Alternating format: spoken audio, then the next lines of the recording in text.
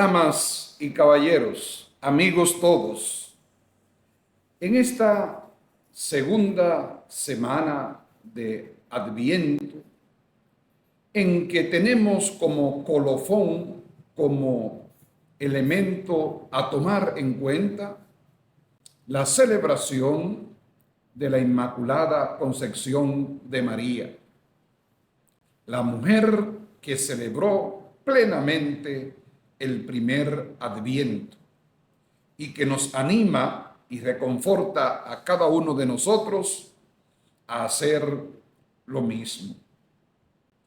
Y las lecturas hoy nos sitúan en el anuncio profético de la salvación. Dios nos invita a prepararnos para esa salvación, porque Él siempre cumple su promesa. El profeta Baruch describe la restauración maravillosa de Jerusalén. Se trata de un bello poema exhortando a Jerusalén, la madre, a quitarse los vestidos de luto y a vestirse de la gloria de Dios, pues sus hijos vuelven a ella. Dios los conduce por un camino llano y los guía con gran misericordia, tal como había anunciado anteriormente el profeta Isaías en el destierro, sobre todo allá en el capítulo 40. Dios cambió la suerte de Sión, llenando de alegría a la ciudad y al pueblo que regresa, lo que hoy comentamos en el Salmo responsorial.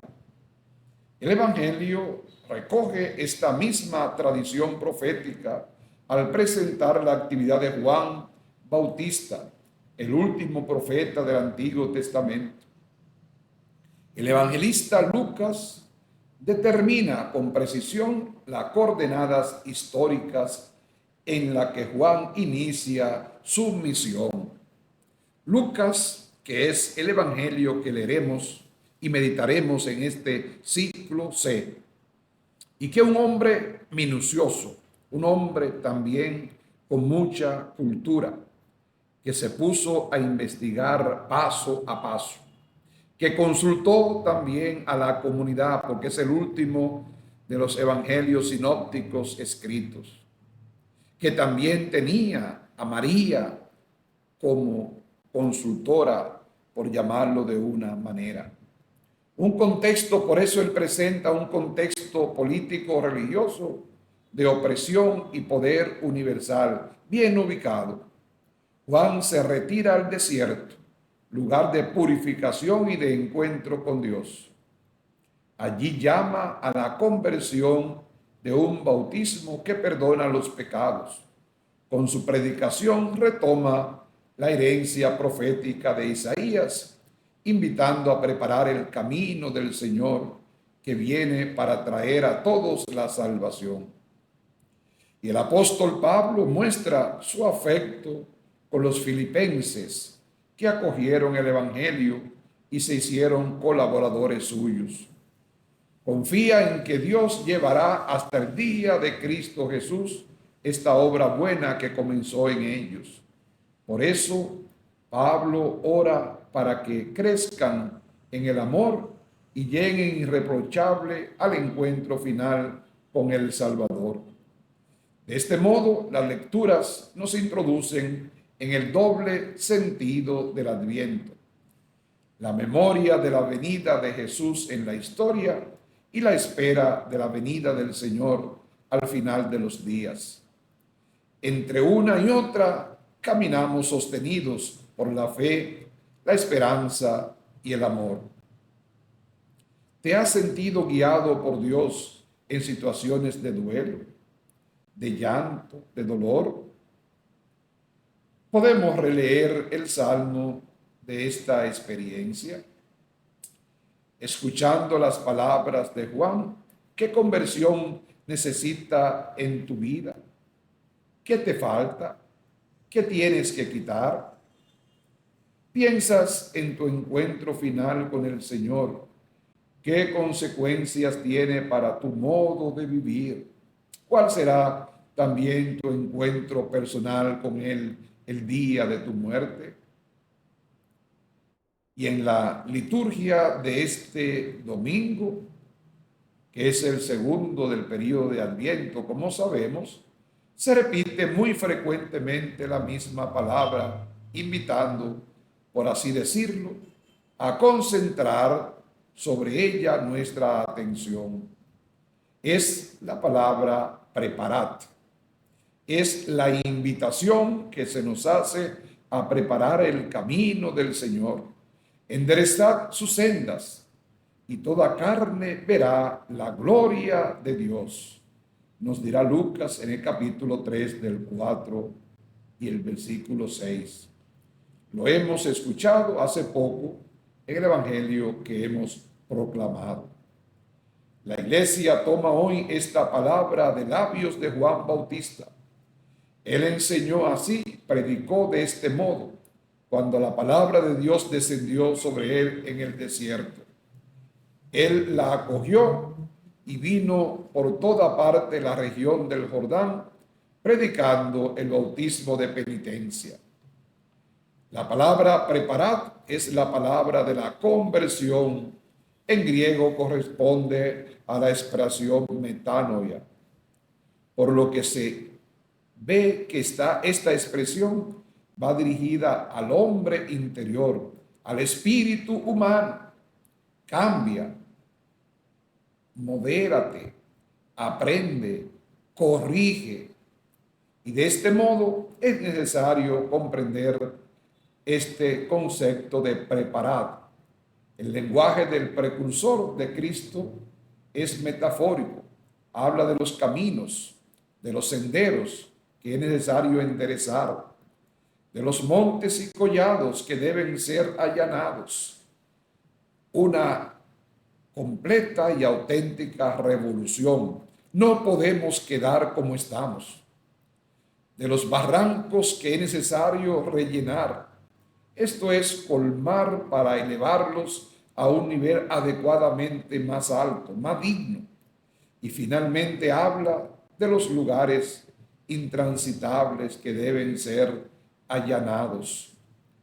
Se dice todo esto en metáfora, tal como si se trata de preparar la acogida de un huésped especial al que se le debe facilitar el camino, para quien se debe hacer accesible el país, hacerlo atrayente y digno de ser visitado. Ahora bien, esta metáfora espléndida de Juan, en la que se resuman las palabras del gran profeta Isaías, que se refería al paisaje de Palestina, expresa lo que es necesario hacer en el alma, en el corazón, en la conciencia, en la vida, para hacer accesible al huésped supremo que llega, a Dios, que debe venir en la noche de Navidad y debe llegar después constantemente al hombre y por último llegar para cada uno al fin de la vida y para todos el día del juicio universal. Este es el significado de esa palabra.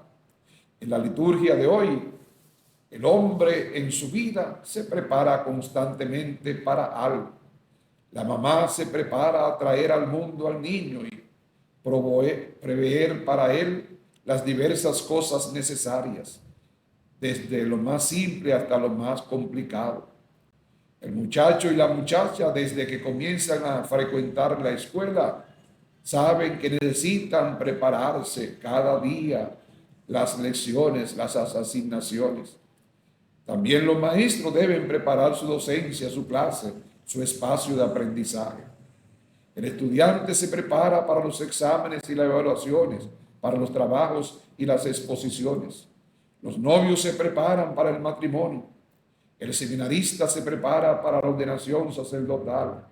El cristiano debe siempre también estar en esa actitud de preparación. Un deportista se prepara para sus competiciones. Un cirujano para la operación.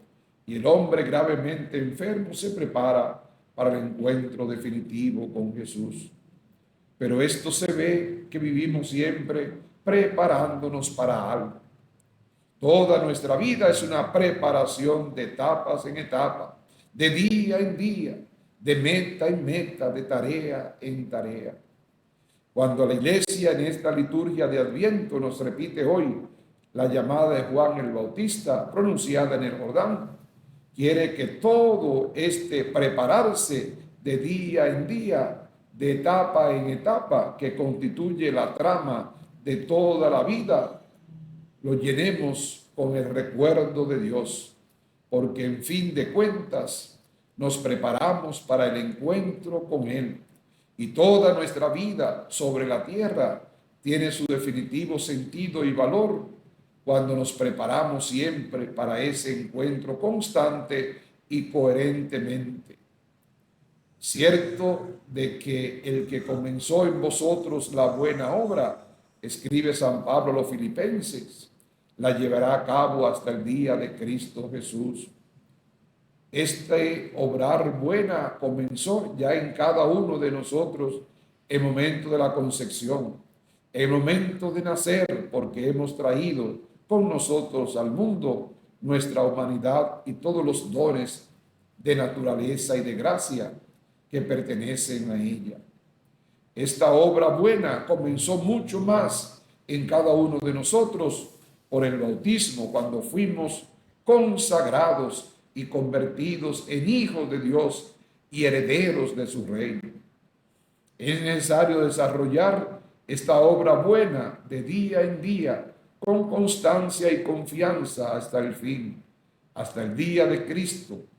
De este modo, toda la venida se convierte en cooperación con la gracia y en maduración de esta plenitud que Dios mismo espera de nosotros.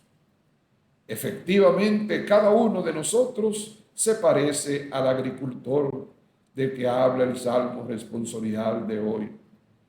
Los que con llanto sembraban, en júbilo cosechan, van y andan llorando, lo que llevan y esparcen la semilla, pero vendrán alegres trayendo sus cabillas, como leemos en el Salmo 125. Esforcémonos para ver así toda nuestra vida, toda ella en un adviento, y precisamente por esto es interesante y merece la pena de ser vivida en plenitud, en dignidad de ser creado a imagen y semejanza de Dios, en cada una de las vocaciones, en cada situación, en cada experiencia vital. Por esto adquiere una particular elocuencia y actualidad las palabras del apóstol en la segunda lectura de la liturgia de hoy. Siempre en todas mis oraciones pido con gozo por vosotros, a causa de vuestra comunión en el Evangelio desde el primer día hasta ahora. Cierto de que el que comenzó en vosotros la buena obra, la llevará a cabo hasta el día de Cristo Jesús. Y por esto ruego que vuestra caridad crezca más y más en conocimiento y en todo discernimiento, para que sepáis discernir lo mejor y seáis puros e irreprensibles para el día de Cristo, lleno de fruto de justicia por Jesucristo, para la gloria y alabanza.